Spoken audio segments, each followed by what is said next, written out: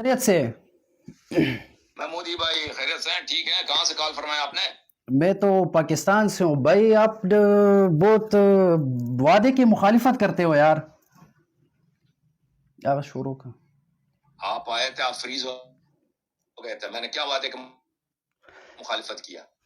آپ کے ایڈمن نے 9 بجے مجھ سے ٹائم لیا تھا اور اس کے بعد آپ نے کسی ایک ایسے بندے سے کوشش کی, آپ فریز ہو. آپ نے ایسے بندے سے بات کرنے کی کوشش کی کہ جو بات کو سمجھ نہیں رہے تھے. ٹائم لیا تھا بھائی. اب تکبر جو ہے نا, تکبر شیطان کی علامت ہے. تکبر شیطان کی علامت ہے. آپ سے ٹائم لینے کی میں کیا ضرورت ہے؟ جی بالکل, تکبر تو شیطان کی علامت ہے, لیکن ہم بھی کہتے ہیں کہ التکبر علی المتکبر یہ صدقۃ. تکبر متکبر انسان پر کرنا یہ صدقہ ہے. چلو بات شروع کرتے ہیں. تو یہ نہیں کہنا کہ مجھ سے آپ تو بھائی, آپ تو ایک چھوٹے سے ہمارے بھائی ہیں. یہ نہیں کہنا کہ مجھ سے 9 بجے کا ٹائم لیا تھا. آپ کوئی پریزیڈنٹ ہو تو وزیر ہو, وہ تو آپ کے ایڈمن صاحب کو پتا ہوگا نا. وہ تو آپ کو ایڈمن صاحب کو پتا ہوگا. ادھر آئے تھے بھائی, ہم نے آپ کو لگا دیا تھا, جی ہم نے آپ کو آن کیا تھا, آپ فریز ہو گئے تھے. سب لوگوں نے دیکھ لیا, آپ خود دیکھ لینا پڑا. اچھا, ایک دفعہ نہیں 2-3 دفعہ فریز ہو گئے تو مجھے مجبوراً دوسرے کالر کو لینا پڑا. چلو اللہ خیر کرے. ابھی بات شروع کرتے ہیں نا. میں نے وہ دوسرے بندے سے آپ کی بات شروع تھی, میں نے وہ بھی سن لی.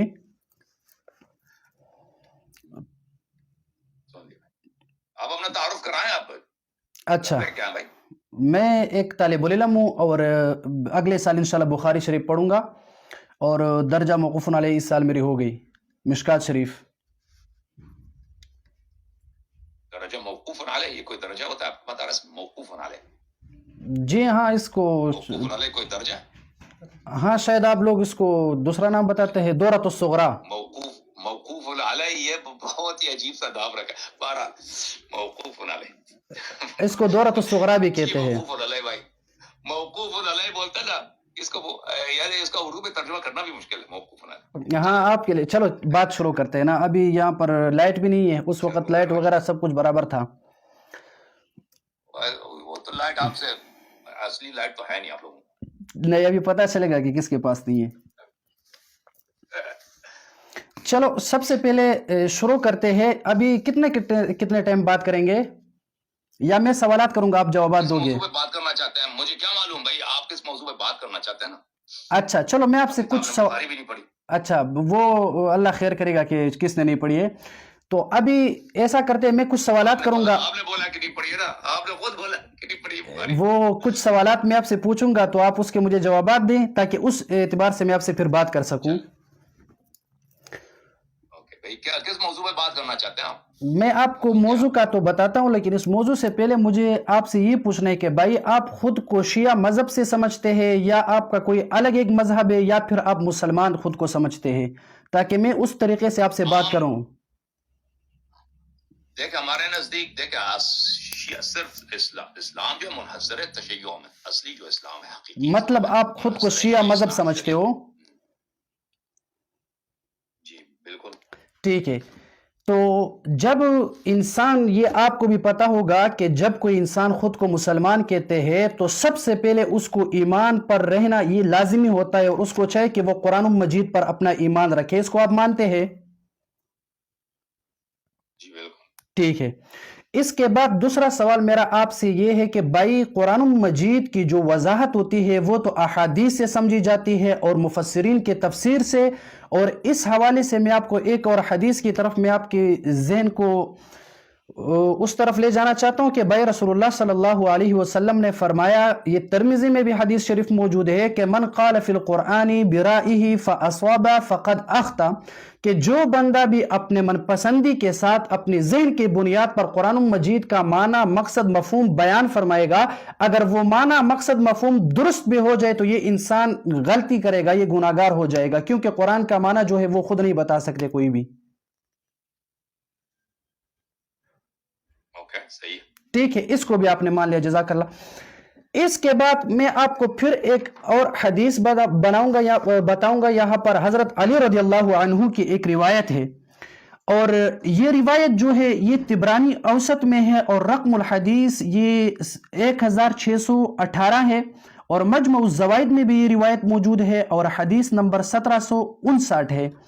عن علی رضی اللہ عنہ قال قلت یا رسول اللہ صلی اللہ علیہ وسلم ان نزل بنا امر لیس فیہ بیان امر ولا نہی فما تأمرنی قال شاوروا فيه الفقهاء والعابدين ولا تمضوا فيه رأي خاصة. حضرت علی رضی اللہ عنہ نے رسول اللہ صلی اللہ علیہ وسلم سے فرمایا کہ یا رسول اللہ، اگر ایک ایسا مسئلہ پیش آئے جس میں قرآن کی طرف سے امر اور نہیں کا بیان نہ ہو تو میں کیا کروں؟ کیا حکم آپ مجھے فرمائیں گے؟ تو رسول اللہ صلی اللہ علیہ وسلم نے حضرت علی رضی اللہ عنہ سے فرمایا کہ بھائی آپ فقہا اور عابدین سے مشاورت کریں، مشورہ لیں اور اپنی رائے سے فیصلہ نہیں کرنا ہے. اس کو آپ مانتے ہو؟ تو عرض یہ ہے کہ دیکھیں، یہ ہم لیکن جو شخص رسول اللہ صلی اللہ علیہ وسلم کے متواتر حدیث کو جانتا ہے انت منی بمنزلت ہارون من موسیٰ، جی، تو حضرت ہارون علیہ السلام کو حضرت موسیٰ علیہ السلام کبھی حکم نہیں دیتے کہ تم جا کے کس کی اتباع کرو؟ فقہا اور عابدین کی اتباع کرو. نہیں، یہاں پر اتباع کی بات نہیں ہو رہی ہے میرے کہ وہ حضرت ہارون اور بھائی بات سنو، جی جی اس کے ساتھ مشورہ کرو یا ان کی بات مان، ٹھیک ہے نا، جی. ان کی بات مان.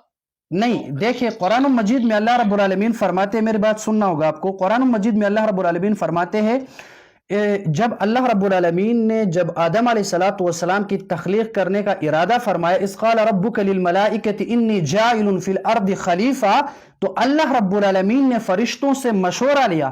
اس کا مطلب یہ نہیں ہے کہ فرشتے بہتر تھے اللہ رب العالمین سے کہ اللہ رب العالمین نے اس سے مشورہ لیا. آپ کہتے کہ نہیں، وہ مشورہ نہیں لے سکتے کیونکہ وہ بمنزلہ ہارون ہے. تو جب اللہ رب العالمین مشورہ خود کرتے ہیں تو آپ کس طرح کہہ سکتے ہیں کہ اللہ رب... ہم آپ کے احادیث کو نہیں مانتے بھائی، ہم آپ لوگوں کے تم دیکھو، اب میں آپ کو وہ سمجھانا چاہ رہا تھا کہ آپ اس کو سمجھا دوں، لیکن آپ سمجھنا نہیں چاہتے. تو عرض یہ ہے کہ ہم آپ کے احادیث کو نہیں مانتے بھائی. ہمارے حدیث کو نہیں مانتے؟ جی، آپ کے حدیث کو نہیں مانتے. ہمارے تو حدیث ہے ہی نہیں، حدیث تو رسول اللہ صلی اللہ علیہ وسلم کی ہے. تو آپ لوگوں نے نسبت دیا نا. چلو ٹھیک ہے، ٹھیک ہے، آپ ہماری حدیث، آپ مطلب رسول اللہ کی حدیث کو نہیں مانتے ہیں.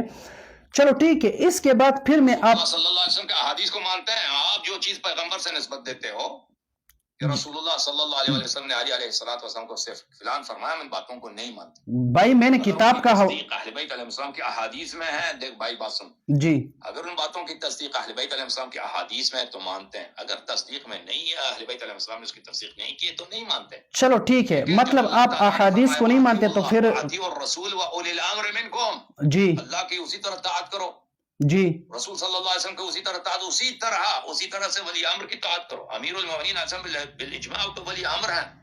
چلو امیر المؤمنین علیہ السلام انت منی بمنزلت ہارون من موسیٰ. اچھا، اب ہارون جو ہے امتیوں کی اتباع کرتے تھے، ہارون امتیوں کے مشورے کے محتاج تھے. اس حدیث کا مطلب بہرحال یہ واضح بات ہے. جی، ہم امیر المؤمنین علیہ السلام کو امت کے مشوروں کا محتاج نہیں مانتے. امیر المؤمنین علیہ السلام جس طرح رسول پاک صلی اللہ علیہ وسلم کے پاس علم تھا نا اللہ کی جانب سے، جی ہر چیز کا علم، جی، اسی طرح رسول اللہ صلی اللہ علیہ وسلم نے اپنا سارا علم امیر المؤمنین علیہ السلام کو دیا تھا. بھائی اس طرح کوئی سوال تصور ہی نہیں ہوتا کہ کوئی ایسا مسئلہ پیش آئے. یہ تو امیر المؤمنین علیہ السلام کے پاس سن لو بھائی، سن لو جی، آپ کی اس بات کا جواب دیتا ہوں. یہ تو سنت سے اس کی دلیل اس کے پاس نہ ہو جی، کیونکہ جو امت دیکھیں جی، امت رسول صلی اللہ علیہ وسلم میں ان کے بعد امام امیر المؤمنین علی علیہ السلام جی، اس کا تصور ہی باطل ہے.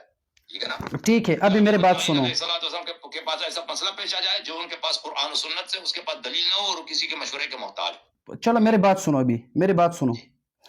آپ نے کہا کہ اللہ رب العالمین نے جس طرح محمد رسول اللہ صلی اللہ علیہ وسلم کو علم دیا تھا اسی طرح حضرت علی رضی اللہ عنہ کو علم دیا تھا، اس لیے وہ کسی کے مشورے کے محتاج نہیں ہے. تو یہاں پر آپ خود یہ نہیں کہا. جی، آپ نے غلط سنا نا. میں نے کہا کہ جس طرح اللہ تعالیٰ نے اپنے حبیب صلی اللہ علیہ وسلم کو ساری چیزوں کا علم دیا تھا، اسی طرح علی رضی اللہ علیہ وسلم نے اس سارے علم کو منتقل کیا تھا علی رضی اللہ عنہ. ٹھیک ہے، مطلب جو علم رسول اللہ صلی اللہ علیہ وسلم کے پاس تھی وہی علم حضرت علی رضی اللہ عنہ کے پاس تھی، اسی وجہ سے وہ کسی کے مشاورت کا محتاج نہیں ہے. یہی بات آپ فرما رہے ہیں. ٹھیک ہے. اور رسول صلی اللہ علیہ وسلم بھی کسی کے مشورے کے محتاج نہیں. ٹھیک ہے. جب رسول اللہ صلی اللہ علیہ وسلم کسی مشورے کے محتاج نہیں تھے تو جب جنگ خندق کا جو واقعہ تھا، جنگ احد کا جو واقعہ تھا، چاہے دنیا کی حدیث کی کسی کتاب میں بھی آپ دیکھ لو تو رسول اللہ صلی اللہ علیہ وسلم کی رائے یہ تھی کہ مدینہ سے باہر نہیں جائیں گے، اور صحابہ کرام کی رائے یہ تھی کہ بھائی مدینہ سے باہر چلے جائیں گے اور وہاں ان سے لڑائی لڑیں گے. تو جب رسول اللہ صلی اللہ علیہ وسلم کی رائے مدینہ کے اندر رہنے کی تھی اور پھر وہ اپنا جو صحابہ کرام کے مشورے پر عمل کرتے ہوئے اپنا جنگ کا سامان لے کر نکلے، تو جناب محمد رسول اللہ صلی اللہ علیہ وسلم کو صحابہ کرام نے فرمایا کہ یا رسول اللہ چلو اب یہاں رہتے ہیں، مدینہ سے باہر نہیں چلتے ہیں بلکہ یہاں سے جنگ کریں گے. تو رسول اللہ مبارک صلی اللہ علیہ وسلم نے فرمایا کہ کسی پیغمبر کے ساتھ یہ مناسب نہیں ہے کہ وہ اپنے جنگ کا لباس لے اور پھر جہاد کے میدان میں نہیں جائے. اب اگر رسول اللہ صلی اللہ علیہ وسلم اگر مشورہ نہیں کرنا چاہتے تھے تو یہاں پر صحابہ کرام کے مشورے پر عمل کیوں کیا اس نے؟ تو یہ ان کی حالت ہے بھائی کہ یہ سمجھتے ہیں نا کہ اللہ تعالیٰ قرآن مجید میں بار بار کہتا ہے کہ قل ان اتبع الا ما یوحى الی. ٹھیک ہے حبیب صلی اللہ علیہ وسلم سے کہہ دیجئے جی ان اتبع الا ما یوحى الی، جی میں اتباع نہیں کرتا سوائے اس کے جو مجھے وحی ہوتی. ٹھیک ہے. بہت اچھی بات آپ نے بیان فرمائی، ماشاءاللہ. بھائی سن لو جی آپ سن. یہ سمجھتے ہیں کہ رسول اللہ صلی اللہ علیہ وسلم عربوں کے مشوروں کے محتاج تھے. نہیں، کون سے عرب تھے جن کو پڑھنا لکھنا نہیں آتا؟ نہیں، بھائی سن لو، یہ ہم نے نہیں کہا کہ وہ محتاج تھے. جی اور سن لو بھائی جی اچھا، رسول اللہ صلی اللہ علیہ وسلم اکمل الناس عقلا، دنیا میں سب لوگوں سے عقل میں عاقل ترین کون ہے؟ رسول اللہ صلی اللہ علیہ وسلم. جی اللہ تعالیٰ کی جانب سے فرشتے ان کے پاس صبح بھی آتے ہیں شام بھی آتے ہیں.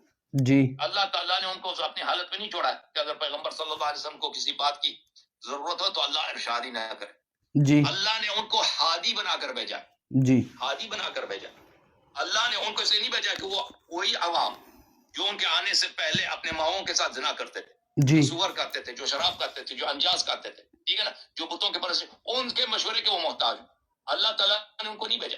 تو رسول اللہ صلی اللہ علیہ وسلم سے جو حکم ہے قرآن مجید میں جی کہ وشاورہم فی الامر، یہ اس لیے نہیں ہے کہ پیغمبر صلی اللہ علیہ وسلم ان کے مشورے کے محتاج تھے. یہ بھائی صحابہ کے پاس ایسی باتیں تھیں جو پیغمبر، بھائی سن لو 10 سیکنڈ کی ایک بات سنو بھائی، اس پر بات نہ کرے کہ محتاج تھے. محتاج ہونے کی بات نہیں کر رہے. کس نے کہا کہ وہ محتاج تھے؟ سن لو بھائی، سن لو، میری بات نہ کاٹیں، میری بات نہ کاٹیں. جی اللہ تعالیٰ نے قرآن مجید میں فرمایا بسم اللہ الرحمن اعوذ باللہ من الشیطان الرجیم ومن اہل المدینة مردوا على النفاق لا تعلمهم نحن نعلمهم سنعذبهم مرتين ثم يردون الى عذاب علیم. مدینے والوں میں بہت سارے منافق ہیں بلکہ مردوا على النفاق، نفاق کے استاد ہیں. لا تعلمهم نحن نعلمهم، آپ ان کو نہیں جانتے، ہم ان کو جانتے ہیں. آپ ان کو نہیں جانتے، ہم ان کو جانتے ہیں، اور ہم ان کو 2 مرتبہ عذاب کریں گے. پھر فرمایا سورہ مبارکہ محمد صلی اللہ علیہ وآلہ وسلم میں وَلَوْ نَشَاءُ لَأَرَيْنَاكَهُمْ فَلَعَرَفْتَهُمْ بِسِيمَاهُمْ وَلَتَعْرِفَنَّهُمْ فِي لَحْنِ الْقَوْلِ. اے حبیب صلی اللہ علیہ وسلم اگر ہم چاہیں وَلَوْ نَشَاءُ لَأَرَيْنَاكَهُمْ، ہم منافقین آپ کو دکھا دیں گے، منافق یہ فَلَعَرَفْتَهُمْ بِسِيمَاهُمْ، ان کے سیما، ان کے چہرے سے آپ پہچان جائیں گے کون کون منافق ہیں. وَلَتَعْرِفَنَّهُمْ فِي لَحْنِ الْقَوْلِ، منافق کو آپ ان کے بولنے کے انداز سے آپ پہچان لیتے ہیں. منافق کو مخلص سے ان کی بولی میں کی چال میں آپ سمجھ جاتے ہیں. تو رسول اللہ صلی اللہ علیہ وآلہ وسلم یہ جو فرمایا وشاورہم فی الامر، یہ اس لیے مشورہ نہیں، مشورے کا حکم دیا کہ بھائی یہ محتاج تھے یا ان کو کوئی چیز ان سے سیکھنا تھا. اس لیے یہ تھا کہ امت کو رسول اللہ صلی اللہ علیہ وسلم کے اصحاب میں منافق ہوتے، منافق کی پہچان کہاں سے ہوتی تھی؟ اس سے وہ بولنے کے انداز سے، وہ کیونکہ منافق وہ غلط مشورہ دیتے تھے. اور میں آپ کو غلط مشوروں کا ایک مثال دے دیتا ہوں، پھر آپ انشاءاللہ تبارک و تعالیٰ بات کریں جو موضوع. یہ کتاب ہے صحیح مسلم، دیکھیں کہ منافق کون تھے جن کے مشورے غلط مشورہ دیا ہے. ٹھیک ہے، صحیح مسلم چاپ دار الفکر، صحیح مسلم ہے، چاپ دار الفکر ہے، سنہ 2010 میں چھپی ہے. یہ کتاب الجہاد باب غزوۃ بدر، حدیث نمبر 1779. اچھا، انس سے روایت ہے رسول اللہ صلی اللہ علیہ وسلم شاور حین بلغ اقبال ابی سفیان، جب رسول پاک صلی اللہ علیہ وسلم کو پتہ چلا ہے کہ ابو سفیان کا قافلہ آ رہا ہے تو انہوں نے مشورہ کیا. فتکلم ابو بکر، ابو بکر نے بولا شروع کیا کچھ، فاعرض عنہ، رسول اللہ صلی اللہ علیہ وسلم نے اسے منہ پھیر لیا، منہ پھیر لیا. ثم تکلم عمر فاعرض عنہ، پھر عمر نے بات کی، اسے بھی منہ پھیر لیا. تو پتہ یہ چلا کہ رسول پاک صلی اللہ علیہ وسلم مشورہ اس لیے نہیں کرتے تھے کہ وہ کسی بات کو نہیں جانتے. ہم اور آپ مشورہ کس لیے کرتے ہیں؟ کیونکہ ہم کسی بات کو پتہ نہیں ہوتا نا. چلو اب میری بات بھی عقل ہمارا کم ہے، علم ہمارا کم ہے، ہمارے پاس جبرائیل نہیں آتا. ایک منٹ، پیغمبر صلی اللہ علیہ وسلم کس لیے مشورہ کرتے ہیں؟ منافق اور مومن مخلص کی پہچان. منافق دیکھیں، رسول اللہ صلی اللہ علیہ وسلم کبھی بھی مومن سے منہ نہیں پھیرتے تھے، اور منہ پھیرنا یہ بہت بڑی تذلیل ہے. مجلس میں اگر کوئی شخص بات کرے آپ اس سے منہ پھیر لیں، اور قرآن کا حکم ہے وَأَعْرِضْ عَنِ الْمُشْرِكِينَ وَأَعْرِضْ عَنِ الْجَاهِلِينَ. اچھا، ثم قال سعد بن عبادہ، سعد بن عبادہ نے جب کھڑا ہو گیا تو رسول پاک صلی اللہ علیہ وسلم نے اس کی بات سنی اور اس کی بات خوش ہو گئے. ٹھیک ہے نا؟ تو یہ پتہ مشورے کی یہ بات ہو رہی. اب آپ کچھ کہنا چاہتے ہیں؟ بسم اللہ کریں. جی میں کہنا چاہتا ہوں، سب سے پہلے تو آپ یاد رکھیں کہ بھائی آپ اپنی طرف سے حدیث اور قرآن کی وضاحت کرنے سے آپ پرہیز کریں تو یہ بہتر ہوگا. آپ کو اتنا علم نہیں ہے کہ بھائی کبھی رسول اللہ صلی اللہ علیہ وسلم نے کبھی مسلمانوں سے منہ پھیرا ہے یا نہیں. رسول اللہ صلی اللہ علیہ وسلم کا کسی سے منہ پھیرنے کا مطلب یہ نہیں ہوتا کہ وہ منافق ہے، ورنہ عبس وتولی ان جاءہ الاعمى، جو صحابی کا جو واقعہ ہے اور اس صورت کا شان نزول ہے اس پر آپ غور کریں، اور جو علم سمجھنے والے لوگ ہوتے ہیں وہ سمجھ جاتے ہیں کہ رسول اللہ صلی اللہ علیہ وسلم کے پاس ایک صحابی آئی. تو بہرحال وہ تفصیل ایک الگ موضوع ہے. اس کے بعد تیری دوسری بات کہ میں ایک منٹ، نہیں میرے بات پورے ہونے، میں نے آپ کی بات سنی ہے، میرے بات سنو، نہیں میرے بات پہلے سنیں، میں نے آپ کی بات کو اطمینان سے سنی، اب آپ میرے بات پورا ہونے دو گے. دوسری بات، آپ نے مجھے کہا کہ بھائی رسول اللہ، نہیں پہلے اپنے باتوں کے، نہیں آپ نے اتنے ٹائم بات کیا، میں خاموش رہا تھا، پھر آخر میں سارے باتوں کا جواب دے دیں. آپ نے دوسری بات کہی کہ بھائی لوگوں کو گمراہ کرنے کے لیے آپ نے کہا کہ رسول اللہ صلی اللہ علیہ وسلم نے حضرت علی رضی اللہ عنہ کے بارے میں فرمایا تھا انت منی بمنزلۃ ہارون من موسیٰ. تو دراصل بات یہ ہے کہ بھائی یہاں پر رسول اللہ صلی اللہ علیہ وسلم اس کے ساتھ محبت کا جو اظہار ہے وہ بھی کرتا ہے، اور دوسرے اگر آپ غور کریں تو حضرت موسیٰ علیہ السلام اور حضرت ہارون علیہ السلام جو تھے، تو یہاں پر حضرت ہارون علیہ السلام حضرت موسیٰ علیہ السلام کے ساتھ ولایت اور نبوت دونوں میں شریک تھے، یعنی دونوں انبیاء تھے. جس طرح وہی اللہ رب العالمین کی طرف سے حضرت موسیٰ علیہ السلام پر نازل ہو رہی تھی، اسی طرح حضرت ہارون علیہ السلام بھی اللہ تعالیٰ کے نبی تھے، اور حضرت علی رضی اللہ عنہ تھے وہ خلیفہ تھے رسول اللہ صلی اللہ علیہ وسلم کے، اور وہ صحابی تھے، اور وہ جناب محمد رسول اللہ صلی اللہ علیہ وسلم کے ایک صحابی تھے، وہ نبی نہیں تھے. اس کے علاوہ آپ نے اپنے باتوں میں ایک آیت قرآن مجید کی تلاوت کی تھی کہ وما ينطق عن الہوى، ٹھیک ہے، تو وما ينطق عن الہوى یہ آپ بھی مانتے ہیں، میں بھی مانتا ہوں. جب دونوں مانتے ہیں تو پھر فیصلہ کرتے ہیں کہ بھائی دیکھیں جناب محمد الرسول اللہ صلی اللہ علیہ وسلم نے فرمایا، اور یہ روایت جو ہے یہ ترمذی میں بھی موجود ہے، اور اسی طرح اس روایت کو تفسیری مظہری نے بھی نقل کیا ہے، اور روایت جو ہے وہ حضرت حذیفہ رضی اللہ عنہ کی ہے. وہ فرماتے ہیں قال رسول اللہ صلی اللہ علیہ وسلم اقتدوا بالذین من بعد ابی بکر وعمر، کہ آپ لوگ میرے بعد حضرت ابو بکر اور عمر رضی اللہ عنہ کے اقتداء کرے. ٹھیک ہے، یہ جو حدیث ترمذی شریف میں ہے اور رقم الحدیث 3262 ہے. اس کے بعد دوسری حدیث بھی سن لے، وہاں پر رسول اللہ صلی اللہ علیہ وسلم کے ایک صحابی حذیفہ رضی اللہ عنہ بیان فرماتے ہیں، اور یہ مرفوع حدیث ہے اور ترمذی شریف میں موجود ہے. حدیث کی جو رقم الحدیث ہے وہ 3263 ہے. یہاں پر وہ فرماتے ہیں کہ قال كنا جلوسا عند نبی صلی اللہ علیہ وسلم فقال انی لا ادری ما بقائی فیکم فاقتدوا بالذین من بعدی واشار الى ابی بکر وعمر. رسول اللہ صلی اللہ علیہ وسلم کی مجلس میں ہم سب صحابہ کرام تشریف فرما تھے، تو رسول اللہ مبارک صلی اللہ علیہ وسلم نے فرمایا کہ مجھے اس بات کا علم نہیں ہے کہ میں کتنے وقت تک آپ کے درمیان میں رہوں گا، تم بس میری بات حضرت ابو بکر اور عمر رضی اللہ عنہ کی اقتداء کرو۔ تو اب جو موضوع ہے میری اور آپ کے باتوں کا، وہ یہاں سے میں آپ کو شروع کرنا چاہتا ہوں کہ بھائی دیکھیں آپ کا جو عقیدہ مین موضوع پہ آنے سے پہلے ان باتوں کا جواب لے لو نا، آپ کی جو باتیں کی اس کا جواب لے لو۔ یہ ایک منٹ، یہ بات پوری کرنے دے، میری بات تو پوری کرنے دے۔ کر لیں، بسم اللہ۔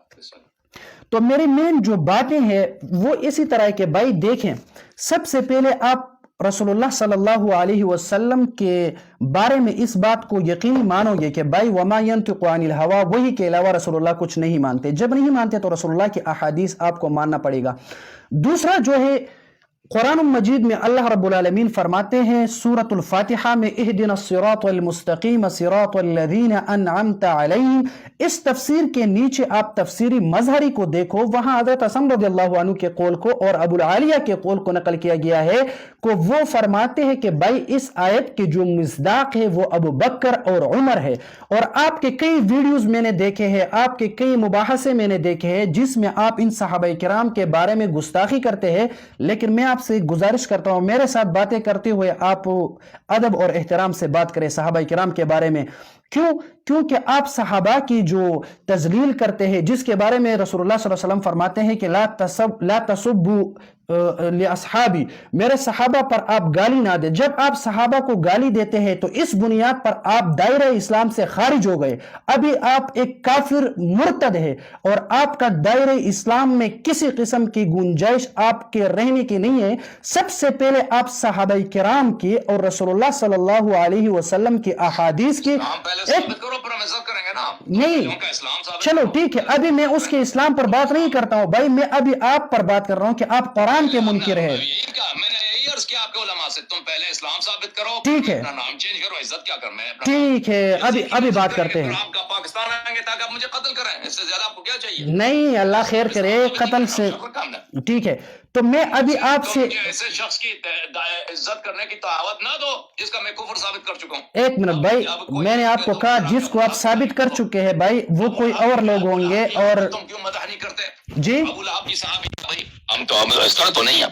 اچھا ابھی میری باری ہے۔ اگر ابو لہب صحابی تھا تو تبت یتا، سن لو میری بات پوری ہونے دے بھائی۔ تو اسی طرح اگر ابو لہب صحابی نہیں ہے نا تو اسی طرح جو جن کے متعلق سورہ حجرات نازل وہ بھی صحابی۔ میری آخری بات پھر آپ بات کریں، میں خاموشی سے سنتا ہوں۔ سن لو میرے بھائی، ابھی میری باری ہے، ابھی میری باری ہے۔ آخری بات سنو پھر آپ باتیں کرو، آخری بات ہے مختصر سی، پھر آپ باتیں کرو، میں سنوں گا آپ کی بات اطمینان سے۔ دیکھو تم نے بہت سارے مختلف، تم ایک موضوع پہ تو بات نہیں کرتے نا۔ ابھی میں تمام باتوں کا خلاصہ بیان کروں گا، میں ابھی تم کافر ہو، سن لو بھائی، نہیں، میں تمام باتوں کا خلاصہ بتاؤں گا آپ کو، تمام باتوں کا خلاصہ اس پر بات کرتے ہیں، تمام باتوں کا خلاصہ ایک الفاظ جملے میں بتاؤں گا، اس پر بات کریں گے۔ نہیں وہ یہ ہے، خلاصہ میرے پاس ہے، نہیں وہ خلاصہ یہ کہ بھائی آپ سب سے پہلے اپنا ایمان ثابت کریں، اپنے آپ کو مسلمان ثابت کریں، اس کے بعد ہم بات کریں گے اسلام اور صحابہ پر۔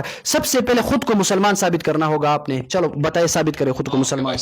اچھی بات ہے، تو میں نے ان کے کتاب سے الحمدللہ ثابت کیا ہے کہ دیکھیں ابھی ان کے کتاب سے کہ رسول اللہ صلی اللہ علیہ وسلم نے ابو بکر عمر سے منہ پھیر لیا۔ اس کا میں نے آپ کو جواب دیا ہے، جس بات کا جواب ہو جائے اس پر بات نہ کریں۔ ابھی آپ کے جواب دے رہا ہوں نا، آپ کے جواب کو رد کر رہا ہوں نا بھائی، آپ کے جواب کو رد کر رہا ہوں، آپ تسلی رکھو۔ میں نے دکھا دیا کہ بھائی پیغمبر صلی اللہ علیہ وسلم کو اللہ تعالیٰ نے قرآن میں نے آیت پڑھی وَلَا تَعْرِفَنَّهُمْ فِي لَحْنِ الْقَوْلِ کہ منافق کی پہچان کہاں سے ہوتی ہے؟ اس کے بولی کے انداز سے۔ یہ مجھے بتائیں کہ اگر ابو بکر اور عمر نے کوئی اچھی بات کی ہے تو پیغمبر صلی اللہ علیہ وسلم اچھی بات سے، حق بات سے منہ پھیرنے والے آدمی تھے۔ حق بات سے جو منہ پھیر لیتا ہے وہ کیا مسلمان ہوتا ہے؟ تو لازمی بات ہے کہ ابو بکر عمر نے غلط مشورہ دیا تھا، اور قرآن مجید کا فرمان یہی کہ منافق کی پہچان اس کے غلط مشورے سے ہوتی ہے۔ اب یہ کہتے ہیں کہ پیغمبر صلی اللہ علیہ وسلم جو ہے مسلمانوں سے منہ پھیرتے تھے۔ اب سے اللہ سے استدلال کی میں اس کی طرف آتا ہوں۔ پہلے یہ دیکھو میں نے ایسا نہیں کہا جیسا آپ نے بیان کیا۔ اوکے بھائی، میں اپنے حافظے کے مطابق بات جو مجھے یاد رہا ہے اپنے حافظے کے نہیں، جو قرآن مجید میں جو حکم ہے جن لوگوں سے حکم ہے کہ منہ پھیر لیں وہ ہیں وَأَعْرِضْ عَنِ الْمُشْرِكِينَ، مشرک سے منہ پھیر لو، ٹھیک ہے نا۔ پھر قرآن سورہ مبارکہ انعام آیت نمبر 106، پھر سورہ مبارکہ مائدہ میں اللہ تعالیٰ کی جانب سے حکم ہے کہ یا الرسول صلی اللہ علیہ وآلہ وسلم لا يحزنك الذين يصارعون في الكفر الذين قالوا آمنا بأفواههم ولم تؤمن قلوبهم. جو لوگ کفر میں بہت جلدی کرتے ہیں، منہ میں کہتے ہیں مسلمان ہیں، دل میں وہ کافر ہیں. اچھا، ان سے واعرض عنہم، ان سے جو ہے منہ پھیر لیں، آپ منافق سے منہ پھیر لیں. اچھا، پھر فرمایا وَإِن تَدْعُوهُمْ إِلَى الْهُدَى لَا يَسْمَعُوا وَتَرَاهُمْ يَنظُرُونَ إِلَيْكَ وَهُمْ لَا يُبْصِرُونَ خُذِ الْعَفْوَ وَأْمُرْ بِالْعُرْفِ وَأَعْرِضْ عَنِ الْجَاهِلِينَ. کافر کی بات ہو رہی ہے. اللہ تعالیٰ نے کافر اور منافق کو جاہل کا نام دیا ہے، اور فرما کافر اور منافق سے جن کا نام جاہل ہے ان سے منہ پھیر لو. اچھا، اور پھر قرآن مجید میں پھر منافقین کے متعلق فرمایا رأيت المنافقين يصدون عنك صدودا أولئك الذين يعلم الله ما في قلوبهم فأعرض عنهم. ان لوگوں سے منہ پھیر لو، ان کے دل میں نفاق ہی نفاق ہے، ان سے منہ پھیر لو. تو کیا ثابت ہوا میرے بھائیو؟ اللہ تعالیٰ کی جانب سے قرآن میں کوئی ایسا حکم نہیں ہے کہ مومن سے مسلم سے آپ منہ پھیر لیں. منافق سے اور مشرک سے حکم ہے کہ منہ پھیر لیں. ابو بکر عمر سے پیغمبر صلی اللہ علیہ وسلم نے صحیح مسلم کی حدیث سے منہ پھیر لی ہے. ٹھیک ہے، اگر انہوں نے غلط بات نہیں کی ہوتی تو منہ نہ پھیر لے ہوتے. اگر وہ مسلمان ہوتے اور مشرک اور منافق نہ ہوتے تو پیغمبر صلی اللہ علیہ وسلم مجاز ہی نہیں ہے کہ منہ پھیر لیتے. انہوں نے جو استدلال کیا ہے سورہ عبسہ سے، اس کا جواب سنیں. سورہ عبسہ میں اللہ تعالیٰ کسی شخص کی مذمت کر رہے ہیں، وہ نہیں کر اللہ کہہ رہا کہ پیغمبر ہے. عبسہ وتولی، اس نے اپنے چہرے کو کیا کیا؟ چہرے کو ابوس بنا. ابوس اس کو بولتے ہیں، یعنی آپ خشم آلود، غضب آلود چہرہ بنانا. چہرے کو غضب آلود بنا دیا اور منہ پھیر لیا. انجاء العامہ، کیونکہ وہاں پہ ایک نابینا شخص آیا تھا. وما یدریک لعلہ یزکا، تمہیں کیا معلوم شاید وہ بہتر آدمی بن جائے. او یذکر فتنفعہ الذکرى، اور وہ اللہ کی یاد کا متذکر ہو جائے، اس کو ہدایت ہو جائے، اور اللہ کے ذکر سے وہ مزید ہدایت پا لے. اما من استغنا، جو شخص رچ آدمی ہوتا ہے، پیسے والا آدمی ہوتا ہے، فانت لہ تصدی، تم اس کی بہت عزت کرتے ہو، اس کی بہت خوشامد کرتے ہو. وما علیک الا یزکا، اور تجھے پرواہ نہیں ہوتا کہ یہ جو رچ آدمی ہے، پیسے والا آدمی، امیر آدمی ہے، یہ تو اچھا آدمی ہے ہی نہیں. یہ تو اس کو توبہ کی، عبادت کی، تزکیے کی اس کی تو پرواہ ہی نہیں ہے. یہ تو گناہ پہ گناہ کرنا چاہتا ہے. بھلے وَأَمَّا مَنْ جَاءَكَ يَسْعَىٰ وَهُوَ يَخْشَىٰ فَأَنْتَ عَنْهُ تَلَهَّىٰ، جو آتا ہے تیرے پاس اور وہ اللہ سے ڈرتا ہے تو تو اسے منہ پھیر لیتا ہے. تو یہ لوگ سمجھتے ہیں کہ اس کا خطاب رسول اللہ صلی اللہ علیہ وسلم سے، یعنی وہ رسول صلی اللہ علیہ، اس آیت میں جو مذمت ہے کہ ایک مومن سے رسول اللہ صلی اللہ علیہ وسلم اس پہ غضب کیا، منہ پھیر لیا اس لیے کہ اس کے پاس پیسے نہیں. اور جو پیسے والا آدمی آتا ہے، چاہے وہ کتنا ہی بڑا منافق ہی نہ ہو، کتنا ہی وہ گناہ کار ہی نہ ہو، جس کو ہدایت کا پرواہ ہی نہیں، لیکن وہ پیسہ والا آدمی ہے تو نستجیر باللہ، حضرت رسول صلی اللہ علیہ وسلم اس کی کیا کرتے ہیں؟ خوشامد کرتے ہیں. یہ ان کے نزدیک رسول صلی اللہ علیہ وسلم کی شان ہے. وہی رسول صلی اللہ علیہ وسلم جن کے متعلق قرآن مجید فرماتا ہے فَبِمَا رَحْمَةٍ مِّنَ اللَّهِ لِنْتَ لَهُمْ وَلَوْ كُنْتَ فَظًّا غَلِيظَ الْقَلْبِ لَانفَضُّوا مِنْ حَوْلِكَ.